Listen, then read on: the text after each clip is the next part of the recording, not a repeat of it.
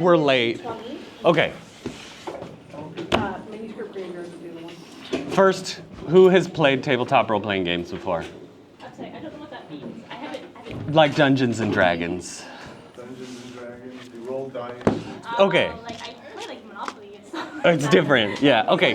So it's a collaborative storytelling game. Oh, okay, I'm sorry. I haven't. It's fun.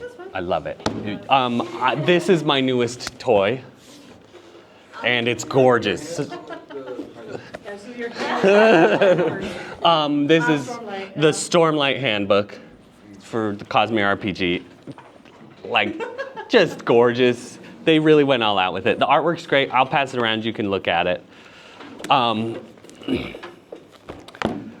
Were any of you here last year? I did something similar last year. Okay.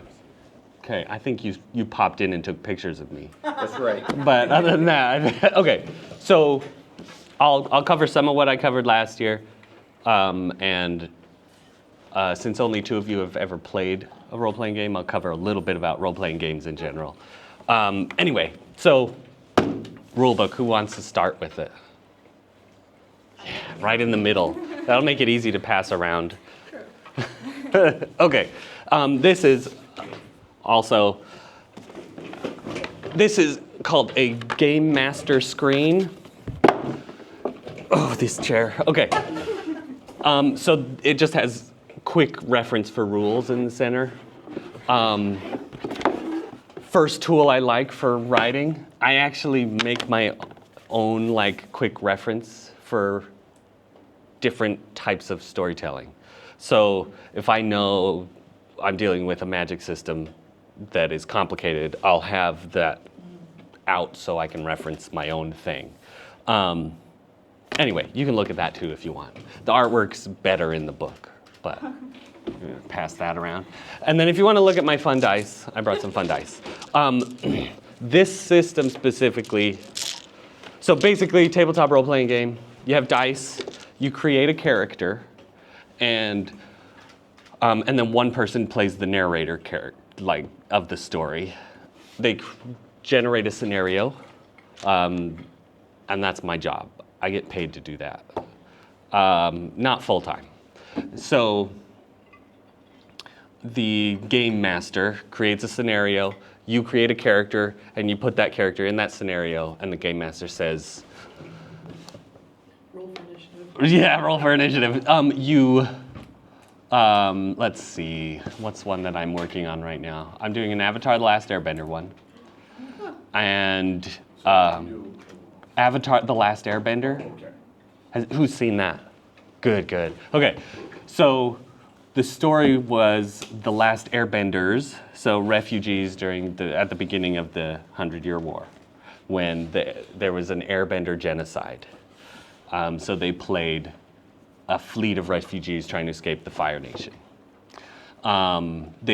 Spoilers, they escaped into the spirit realm, and then we jumped to the next generation when they find their way back.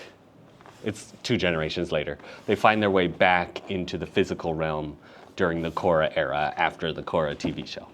So that's what we're playing. That's the story that I've developed for them. And the big bad in this one is Father Glowworm, which is a big evil spirit. And they have just recently found the Wan Chitang's library in the spirit realm, but so has Father Glowworm, and they're about to have an encounter with the big bad. So basically, I would tell them, in the spirit realm, there's a great chasm around the library and a bridge leading up to it. And the Father Glowworm is in the chasm, prowling, and one of the characters is about to go to the library. If Father Glowworm were to come up and try to attack them or cause problems, they would have to roll dice to see how well they survive. So basically I say, what do you want to do? They tell me what they want to do, and I tell them to roll a die, and we go from there. That's kind of how it plays out. So it's a combination of the game master plans something, then the players do something else because that's how it works, and then the dice dictate whether it's successful or not. So there's an element of improvisation and an element of, it's like blending planning and improv and collaboration with the group to create something really interesting and fun. So most Dungeons and Dragons uses these many dice. You have the 20, 12, 10, 8, 6, and 4-sided dice.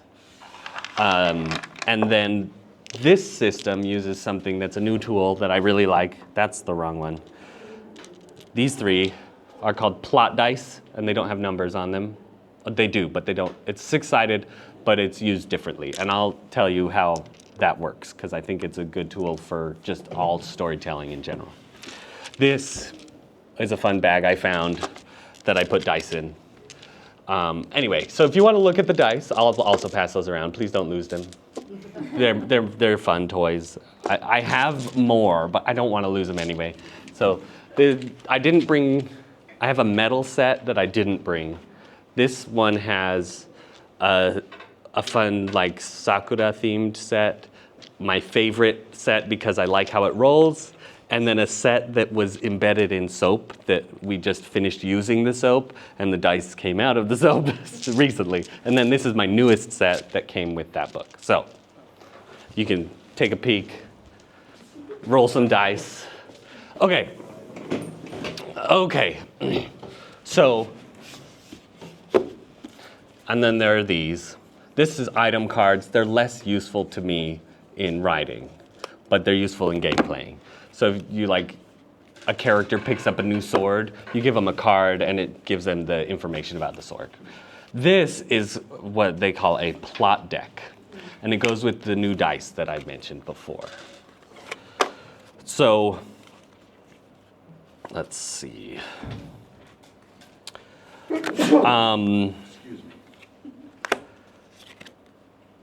Oh, those are conditions. Okay. So it has 2 things, opportunities and complications. So with the plot dice, if you roll this symbol on the die, you get an opportunity. If you roll this symbol on the die, you get a complication. And that is on top of whether you succeed or fail.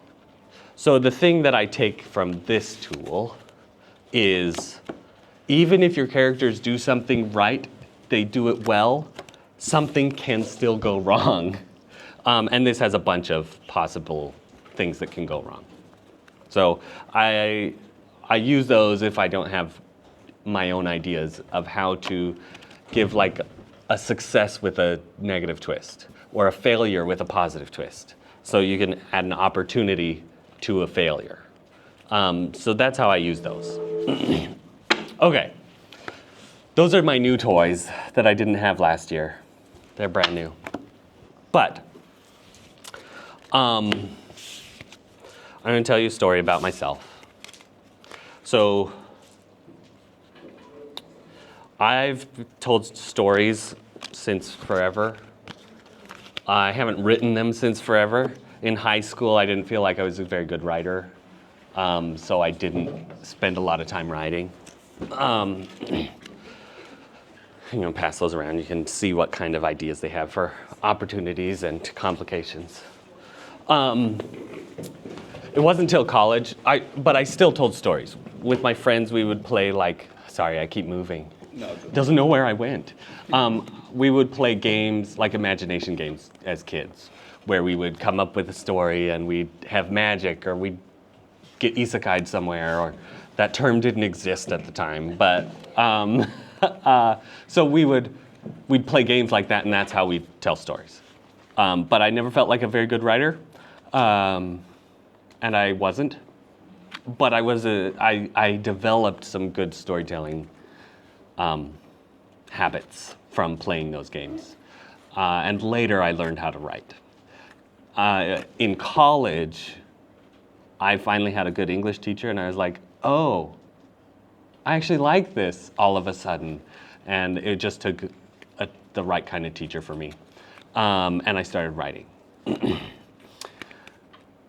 Anyway, that was 15 years ago. So when I started to actually realize I can write. And around the same time, a few years, actually, maybe a couple years after I started liking English classes, I discovered Dungeons and Dragons for the first time. And that was like giving adult structure to the like imaginary games I played as a kid with my friends. So that was very fun for me.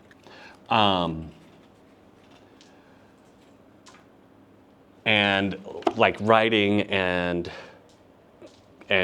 role playing have kind of traveled hand in hand for me since then. Recently, I just recently started getting paid to do game mastering. Like 3 years ago is when I started. And I have 2 more games that are gonna start hopefully this month, maybe next month. So it depends on when people are available. But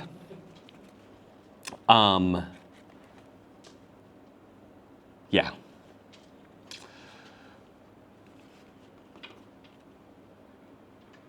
This is a bit of a sidetrack. Have any of you read Red Rising? No? Sci-fi, it's great science fiction. I won't spoil it for you. Somebody dies. The author didn't know who until he was writing the scene. He had outlined everything, but hadn't decided who would die. Yeah. I did a similar thing. You did a similar thing. How'd you make the decision? Actually, it was with a plot hole. I found a plot hole in my book, and I realized I needed a solution for that. Yes. And so that's why I found that character. I was like, oh, that's the one that needs to get out of here. Okay, So okay. that's what happened. Okay, yeah. So, yeah, it's kind of fun when that happens. It shakes up the rest of your story if you finished it, and then you have to go back and erase that character from other scenes later. I've done that before. And Pierce Brown is the author of Red Rising. He knew somebody was going to die. He chose by rolling dice. Oh. That's how he made the decision. Okay, so like you can use dice just to randomize things, to throw in a wrench in your own plans.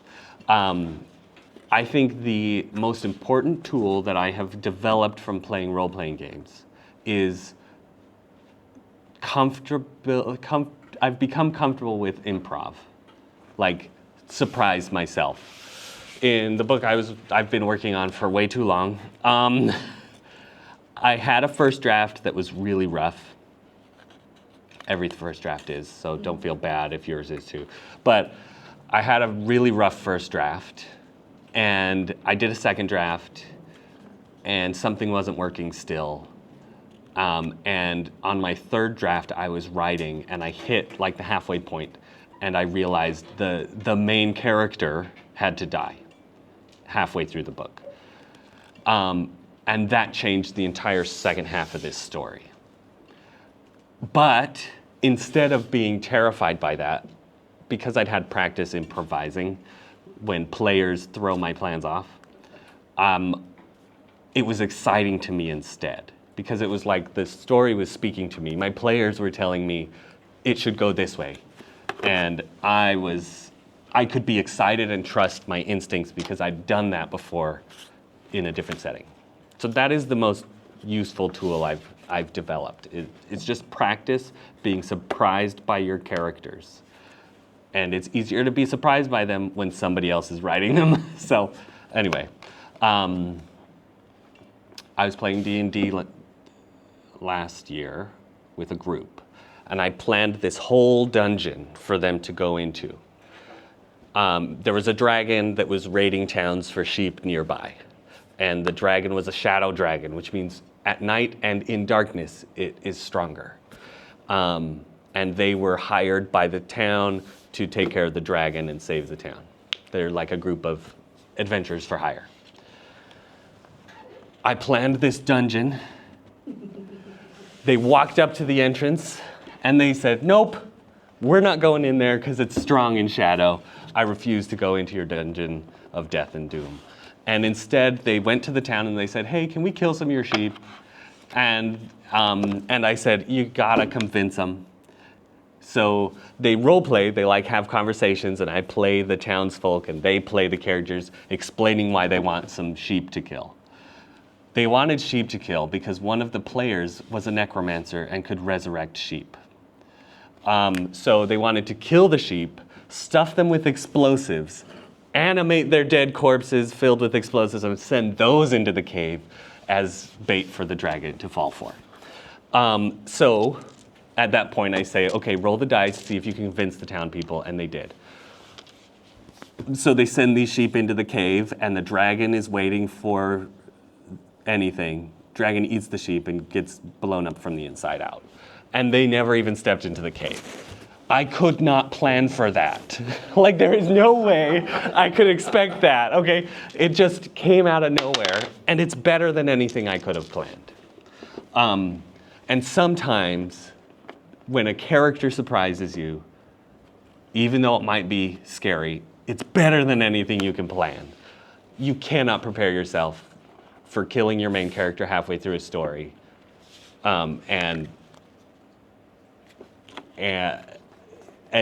except by learning to be comfortable with surprise. So anyway, that was one of my favorite surprises that they've done for me, but those happen on a regular basis. So I've learned, I began my writing journey as an outliner, as a planner, and I've shifted, can you tell which, quite a bit toward pantsing, to gardening, not planning as much.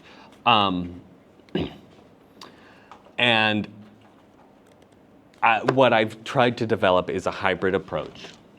When I plan a game for these players who will ruin all my plans, I decide only one thing per session. And a session is between 2 and 4 hours of playtime. So when I play a session, I have a session coming up, the one in the library in the spirit realm. The Father Glowworm has the ability to burrow holes between realms. The library is about to be sent back into the physical realm while the players are in conflict with the Father Glowworm. So they're going to be transporting between realms, like partially and sometimes fully, during this conflict. I don't know how the conflict's going to play out because I don't get to make the decisions for the characters. What I do is I say, what is one moment of impact that matters to me and that I believe will matter to them? In this case, that moment of impact is an image of the disappearance of this massive city-sized library as it falls into the physical realm with them inside or outside of it. So that's the moment of impact that I've chosen. And everything else is flexible. I have plans, I have ideas of how Wan Shitong, the guardian of the library, will react to this whole scenario. I have plans and ideas for how the Father Glowworm might react to being attacked or to being prodded or poked in any direction or tempted away, but none of those plans are concrete. They're flexible. The only one that's not is the library is going to be in the physical realm soon. So I pick the most impactful central idea and I allow things around it to be flexible. And that has been very useful for me in general, in writing as well as game mastering. Sometimes those impactful moments are what I call world events, and a world event would be the library teleporting. Sometimes they're character moments. In the previous season of this game, when they were trying to find their way into the spiritual realm to escape the Fire Nation, the portal that they discovered was in the sky. And so there was a final conflict in the sky with airbenders and dragons and a flying machine, like an early flying machine. And the moment in that battle that was key was somebody was going to sacrifice their life. And I set it up, I wanted the players to be able to be the ones to make that sacrifice if they wanted, but I also planned for a non-player character to make that sacrifice if the players didn't step up. And they didn't, so I got to make the sacrifice. And I picked a character that had been a mentor and was important to the players and that they had built a relationship with. So when the moment came for sacrifice to be made, that character flew into the mouth of a dragon. They were an airbender, and they airbent the air out of the dragon and the space around its head to kill the dragon, but also died in the process, basically. And in so doing, saved the players. There were other characters who they could have done something to, and even as she was making this sacrifice, I left it open for them to try and save her. And as I asked each of them, what will you do? One at a time, they each said, I don't think I can do anything. I don't think I could do anything. And I was like, great, because I wanted somebody to die. Anyway, so that was the impact moment. It was that character moment that one of them could have taken that character moment. They could have replaced that character that died, but they didn't. So anyway, so that was the impact moment in that fight.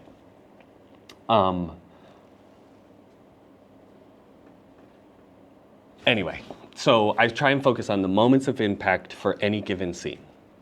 And that's something I've developed from playing games. Every time I have a session, I don't want my players who are paying me money to walk away from the session and say, that was okay.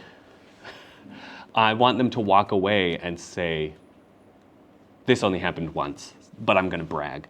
I want them to walk away and say, that was the best emotional arc I have ever had in any game I've ever played. That was the episode where they released the Father Glowworm from his ancient prison in the spiritual realm, which was the moment of impact. They're in the spirit realm, and they accidentally release this horror on the world. And as it's released, it sends them into the physical realm. And they arrive in the ocean next to this small island, and they wash up on the island. And one of the characters, to save them, to get them all to the island, because they have to roll their dice to see if they can swim to the island without drowning. And one of them was going to drown. One of the other players said, can I save them and sacrifice myself instead? And I said, please do. So they wash up on the shore, and they realized they'd lost everything, and their family was in great danger back in the spirit realm, and they had to get back there, and they didn't know how, and they didn't know where they were. And that was where the episode ended. It started with them having a nice conversation at Uncle Iroh's tea house in the spiritual realm about one of the characters has lost family similar to Uncle Iroh. And so they were reminiscing about their family and talking about their lives and their backstories and how much they appreciated each other. And it was like this happy moment at the beginning and then just horror at the end. And I didn't plan the happy moment at the beginning, but I definitely took advantage of it to give that contrast, right? Anyway, so that's moments of impact are just key for me. And I try to have those in every chapter of a book I write, and every session of a game I play. Sometimes they don't have to be big. It can just be really important information or something really cool that the characters discover, or an emotional moment like Uncle Iroh's singing about his lost son, and you realize the reason he's no longer a warlord is because he lost somebody he deeply cared about to war, and doesn't want to see that happen again. So I try to think about what is the emotional impact I want to have on readers and players, and I try to have something like that in every scene. Okay. The next thing I want to talk about is character sheets. So, where's the book?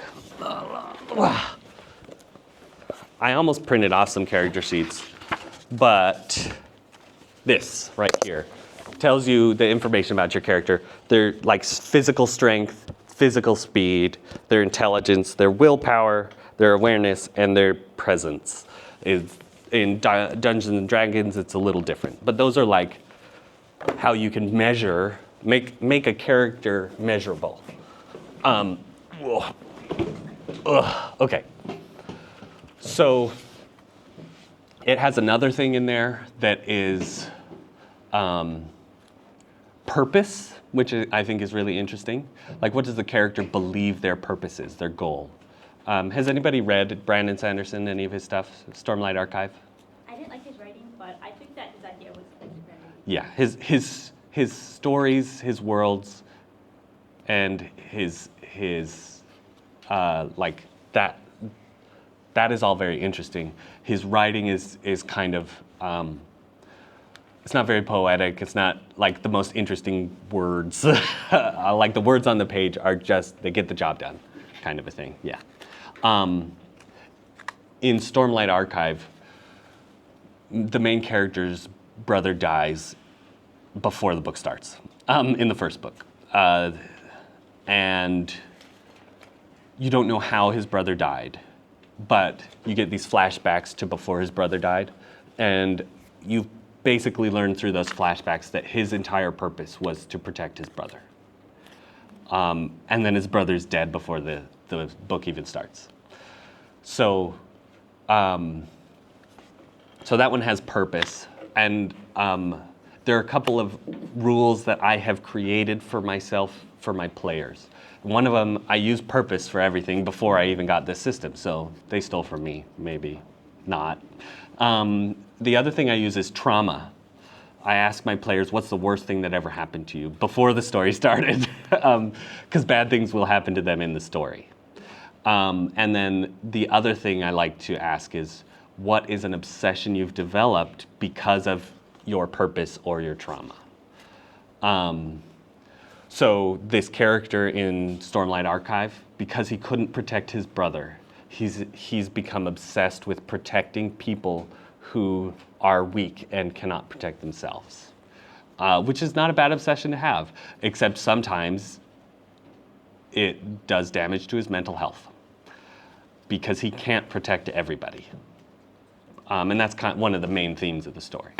So when I have accidentally become a game designer, I developed a system of a character sheet for myself that I could use to play a game or write a book.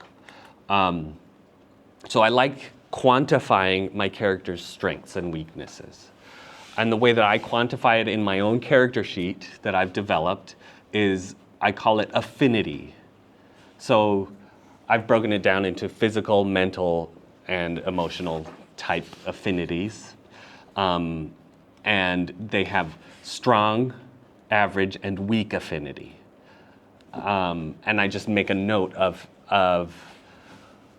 like, do they have a high affinity for speed or not? And it helps me keep the characters balanced, because if they're all strong across the board, that's a boring, flat character. And it's also boring and flat if they're weak all the way across the board too. So I decide on their strengths, and that way I can kind of quantify them and compare them to each other. So I've developed that for myself. And then I also, like I said, tragedy, purpose, and obsession. I always pick those things. And one of the things that I like to think about is, I think the difference between a villain and a hero is often one of them succumbs to their obsession and the other one doesn't. And I think villains are often so obsessed that they've lost themselves to that. Anyway, so I use that both for the villains and the heroes of my stories. And then I've also developed a system for magic so that I can keep track and keep it consistent because I do fantasy. Anyway, let me think. Those are the tools that I've developed for myself and stolen from tabletop games. And these ones are new ones that I'm going to steal because I really like the idea of a success is never complete and a failure is never complete also. And the idea that you can have success and failure happen hand in hand. A failure can bring opportunity. A success can bring a complication. Anyway, so that's the core of what I have to share today. I was going to do have a presentation ready, and then I had to cancel it because life happened. So I'm doing that improv thing right now, a little bit, because there was a slot, and I thought, well, I could fill that with something. So, does anybody have questions or thoughts? Yeah. Well, first of all, I was going to say, actually, it's kind of nice not to be looking at a screen. Yeah, I'm way more dynamic, right? No, and I like your use of realia, having something Yeah. passing around and making it, so I appreciate. I brought it because I want to play. That's. So my first question is, are you familiar with Earl Stanley Gardner's plot wheel? I'm not. I'm going to make a note of that. Because it sounds like what you're doing is kind of Similar. Yeah, he goes way back, Earl Stanley Gardner, and when he was stuck, he had like just this Wheel of misfortune. wheel of misfortune, something. And I've heard of this with like detective writers, who when they're stuck, it's like I spin a wheel. Okay, a big heavy guy is going to crash through the door. Let's see. What's it called? Earl Stanley Gardner. Gardner's plot wheel. Earl Stanley Gardner plot wheel. Okay, I'll have to look that up. That sounds good. So when he was stuck. Yeah. When I guess you say when you come to an impasse, plot point, but you use another expression. It's basically a moment of impact. moment of impact. Yeah. So I think when it didn't, but you're sort of gamifying it to actually add more of a randomness that you didn't know, so that it perhaps the positive impact for the reader is it doesn't seem so contrived. Yeah. Yeah. And I mean, I didn't mention this. I stumbled upon that concept of like using randomness to my advantage as a storyteller because I had grown bored with my own writing. Yeah. And I had not grown bored with playing this game with people. So I was like, how can I inject some of that gamification into my writing process to kind of revitalize it? And it has helped a lot. And my second question, might ask another one, is I'm assuming you're familiar with the GURPS. I do- I think it's generic universal role-playing systems. It's an acronym. Oh, like GURPS. Powered by the Apocalypse and those ones? Well, it's sort of like whatever setting Yeah. your game is in, and they have a whole bunch of books. It could be the Wild West, it could be present-day Japan, it could be ancient Japan. It's a system that is adaptable to settings, right? And full disclosure, I'm not really into fantasy. I don't think every time I read a fantasy book, I put it down. I just don't, sorry. Steve Yeah. Jackson. Steve Jackson games. I'm not into fantasy, but I like the idea of these GURPS books. And a friend Yeah. of mine who's really into role-playing games got me into it. And he uses these character sheets Yeah. that are applicable to characters in different worlds, in even a very realistic world. Yeah. And so I've started using them, and it gives you an idea of, okay, you've thought of your character, but it helps you think of other things that maybe you didn't even occur to. Because I'm not so much of a plot-driven type writer as much as I am into the character. Yeah. I think, okay, who is this character, and then what kind of tragedy can and see what happens. That's very Stephen King, actually. Right. He plans nothing but the characters, and then he just goes. So I think of the skills. Yeah, For, the skills, the attributes. yeah. And these sort Makes of it quantifiable and. And I'm an English teacher, and instead of book reports, because everybody hates book reports. And I think it makes them hate books sometimes and too, it makes by them- by teachers association. hate book reports, students hate book reports. I had my students do character sheets instead of Oh, that's fun. real characters. So, for example, if they're reading about Sherlock Holmes, Yeah, okay, they could do a character sheet on Sherlock Holmes. Yeah. What are his skills? What are his weak points? He's got terrible people skills. He's got addiction. What he's good at. These kind of things. And, Yeah. yeah. And that's kind of what I use my character sheet that I made for myself to do. Yeah. Like, and sometimes I'll watch something and go, oh, yeah, if he was a character sheet, he'd be this. And it's not even my own thing. Like, I made it for myself, but I play with it for other things. Right. Like I was thinking about Les Mis, Right. Good. Yeah. which is great. And I'm bad with names. The police officer guy, Javert, thank you. Javert is only a villain because he is so obsessed with like his desire for justice at all costs, basically. Not because necessarily punishing crime is bad, but compassionlessness is, right? Anyway, so like it's fun to look at things like that. And I also like when there's a foil character for a villain and a hero, they could have the same obsession. And I think that's really interesting to me too. So that's one of the ways I use that character sheet to kind of, so I can match characters with their foils if I want to, Right. as well. And it's really easy to quantify. And Les Mis is a good example. All this Yeah. to say, like, All over It doesn't have to be all about fantasy. You can do with Yeah. anything. Yeah. Yep. So I have two questions. Uh-oh. So I don't play any tabletop RPGs. I'm a big just video I'm game sorry. player. I'd like to get into it. There's this game that came out called Expedition 33. It's I love really it. good. So good. Yeah.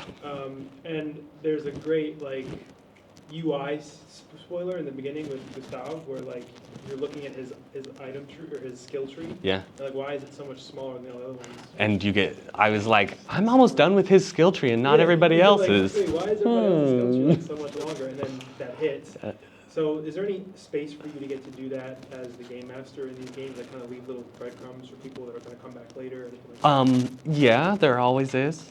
For the player characters, I try to give them, okay, don't tell my players. Every time they get in a fight, I plan for them to die. They don't know that, but it helps me make sure that any fight they're in has serious stakes. And it helps me plan for, I want this fight to have impact. I want them to feel danger, so they have to be in danger for me to feel that also. And I use that with my books too. The rule of anybody can die, which is why I could, yeah, and I try to carry that through. With the NPCs, like the character who got swallowed by the dragon and choked it from the inside, I knew that if one of the players didn't step up, that was the character that would save them because she had developed this relationship. I had that character have a conversation with another player that had a dual purpose. One was to try and pressure that player into maybe feeling more responsibility for the group to maybe save the group. And two was to set that player up to replace the mentor if the mentor died. So yes, but it's less about the mechanics that way. The players can see their death approaching because health is a mechanic, right? They can see their HP go down. And then for the obsession, I keep track and I'll have the players. So if you're obsessed with protecting people and you're in this dragon situation, you see the person out there and you're like, I have 2 people I need to protect. I don't know who to protect. I would have them roll the dice with their obsession score. And if they fail, they're paralyzed by the decision and unable to do either. And their obsession increases. And if their obsession fills up, that's when they become a villain. So that's how that mechanic works in game for me. So they can track the loss of their character either to death or to villainy. That's an interesting segue to like the second thing I wanted to ask about, which is I'm sure as a gamer you're familiar with ludonarrative dissonance, which like Yes. is this idea that maybe people don't play games who wouldn't know, but like the classic example is Uncharted, where Yeah, that's exactly what I was thinking. Who's like this supposed to be this Harrison Ford-esque, suave, cool character. Yeah. And he's hunting for treasure, but the game is a third-person shooter, so you just spend hours gunning down like people who you don't know if they're innocent or not. Like especially in the fourth game, they're just private military contractors. And you're just killing like hundreds of them. Yeah. Then in the cutscenes, he's super charming and cool. And you're like, well, so Yep. this jarringness between what you do as the character and then The gameplay actions versus the character. Yep. Right. So I'm just curious because obviously the Ludo and the ludonarrative references the participation in the game, and so this is a participatory experience. Do you ever encounter that with players? How do you kind of fight it? I try to craft the narrative so that it has the gameplay and the we'll say the action and the downtime both match each other tonally. Usually there is fighting and sometimes killing. Technically, in a role-playing game, there's a system that most games use. You can say, I want to deal non-lethal damage, and the result is unconsciousness for your enemy. So that's one of the mechanics that does it, but I try to really balance that, where normally we have an action episode, and the next episode is a downtime episode, a processing episode, which is not a bad structure for books either. So both the characters and the readers have time to process what they just learned, the big moment that just happened, those kinds of things. Yeah. I'm trying to think if I answered his question or not. No, that was Good enough. Yeah, So I try to. But there are different, people come to role-playing games for different things. Sometimes they come to a role-playing game so that they can just go into an interesting dungeon with puzzles, and the dungeon master has all these maps and like secret traps, and that's not my style. My style is much more it's what we call theater of the mind, where I describe a scene to you. I don't use maps. Occasionally, I'll get out a blank piece of paper and put a couple marks on it so that you're like aware of rough layouts, but I'm not into building the maps, and I'm not as into like classic RPG dungeons. So I'm in it for the story, and the players that play with me are there for the same thing. But I do like to also give interesting encounters with cool monsters and cool locations and things too. So I try to balance it. Okay, go. Is there anything that you would add to this on writing a solo TTRPG? Okay. Okay. The Alien role-playing game just had a new edition come out called Alien Evolved. Like Xenomorphs, that alien, they have a solo mode in that. So if you're curious about how other people handle solo modes, that's a really good one to look at. Resource. The way they handle it is they call them timers, and really they're random tables. And so you take a die and you roll it, and I got a 6, so I'd find the 6 on the table, and that 6 tells me what happens next. And there's a table for what type of room you've just entered, what kind of problem that room might have, like is it on fire? And that's a sci-fi setting.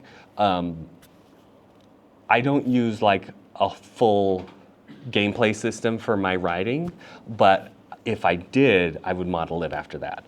Another thing that one does is the timer system that they use is you say there's an approaching danger. And you might know what it is, you might not know what it is. And every time your character takes a significant action, you roll the dice, and if you roll lower than the current time on the timer, then it gets closer until you roll a 1, and then it arrives. So sometimes you take a significant action, you roll on the timer, and it doesn't get closer. And sometimes it does. And because it's alien, it's usually a xenomorph or something. But it could be like a building's on fire and you're searching the rooms for somebody. Is the fire moving toward you or away from you, maybe? That kind of a thing, too. So that system of timer helps always kind of help you keep an element that's not on screen still in mind while working alone. Thank you. Does that make sense? It does. Okay, you should totally look it up. It's a good system. It only uses 6-sided dice, though. So all of these fun toys I have are much less useful, but yeah, it's a good one. The enemy actions are also a random table. Most games don't do that. The game master chooses the action for the enemy. But this one, the alien one, the game master doesn't even get to decide. They just roll and people are gonna die. That's how it's alien. What do you expect? Anyway, any last questions? Any last words? Yeah. You have a business card. I was making one and I ran into a problem, so I didn't print it. But is there chalk? The website where you can find my games on, if you would like, I can do one-shots also. If you just want to play a single session, you can message me there, and I'm totally good to do that too, if you've never tried it and are curious. But the website's called startplaying.games/GM/ chalkboards, man. Really old school. I like chalkboards, I'm just bad at writing vertically. So startplaying.games/GM/aeremor, AEREMOR. That's my game master page. When I eventually do have a business card, it'll be a QR code.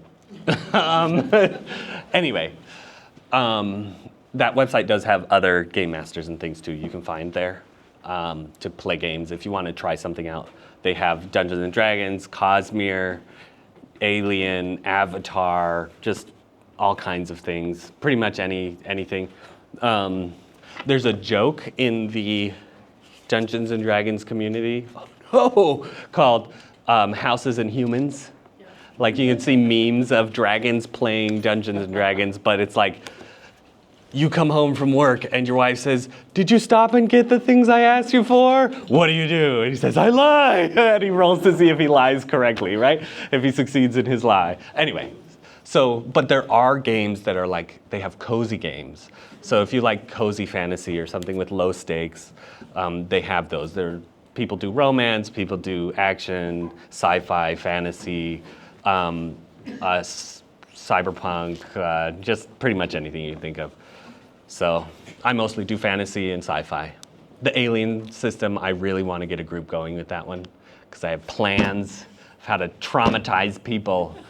So anyway, yeah. So that's where you can find me. You can message me over there. That's probably the best way to contact me. I think we're out of time. Thank you. Oh.